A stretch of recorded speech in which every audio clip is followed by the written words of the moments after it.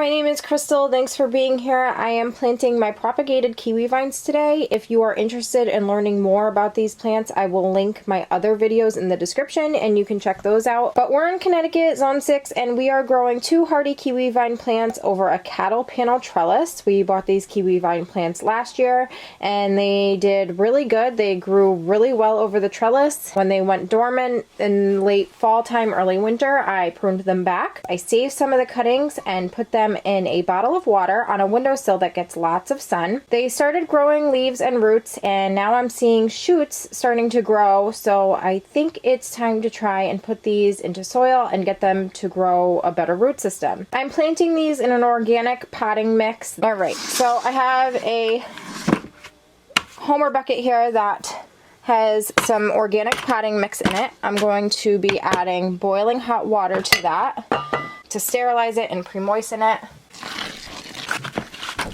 This is the second time I'm boiling water to pre-moisten my soil to sterilize it or prevent fungus gnats.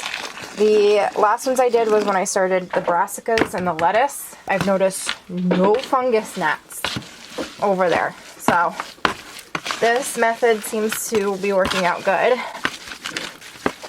I want the soil more wet than normal because I really don't want these vines to dry out. I'm also going to let this cool for a little bit after I transfer it into the new pot. I'm recycling this larger pot here. I already have washed it out really well. It's actually a pot that one of our kiwi vines came in. That's the label for it. It was labeled as an Acai Arctic hardy kiwi plant. I like to water my plants from the bottom if I'm able to. I save takeout containers because they come in really handy when you're seed starting. So I have this fits underneath here, so I'll be able to water the plant from the bottom still. Now I'm going to transfer the soil into this pot.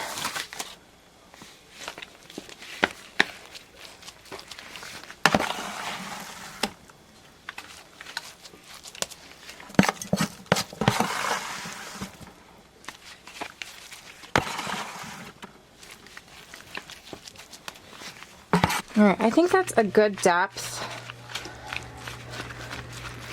I don't want the soil too high up. The soil is way more wet than I normally would do, but again, it's draining into the bottom here. I'm going to be transferring the vines from a water bottle, and I just want to make sure that they stay hydrated when I transfer them into soil. Already feels like they've pretty much cooled off. So the next thing I'm going to do is make some holes.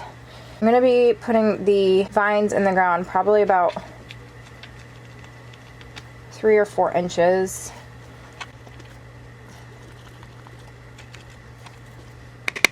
This cutting didn't grow anything. It has no roots. It doesn't show any new growth or leaves or buds or anything, but I'm still gonna put it in the soil because maybe it will promote it to grow.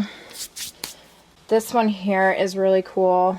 So you can see the roots here and the leaves growing on it. So I'm probably going to bury it right up to that point, and hopefully the roots will start to establish themselves a little bit more. And then this one is really impressive. This one has a lot of roots growing at the bottom. At the top, it's got a whole new shoot coming off. So I might actually trim this one at some point, but I think I'm just gonna leave them completely alone and not even worry about that right now. But I'm just gonna go ahead and stick that in the soil also. I'm just gonna try and point the roots going downward. Pack the soil down around it a little bit. Alright, the next thing I'm going to do is make some sort of trellis for this.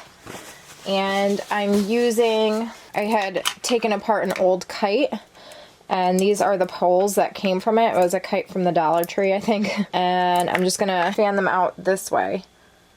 Or maybe I should put them out a little bit wider. These are not as high as I thought they would be. There we go. We'll do that.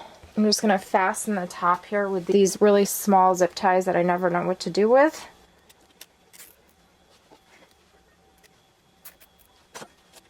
Now I'm going to try and weave these vines.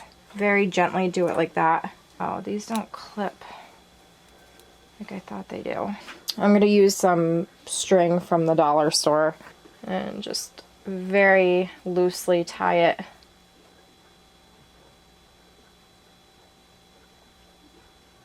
Like that. I just very loosely tied it to one of the poles, and I'll do the same thing for the other ones. This is not the greatest trellis, but it'll work for now until I figure out something better.